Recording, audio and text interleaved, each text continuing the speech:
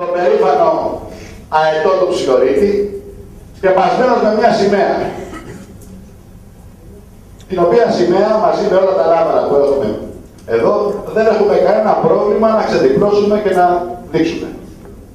Είναι ο αναγεννόμενος Φοίνικας με το στρατιώτη.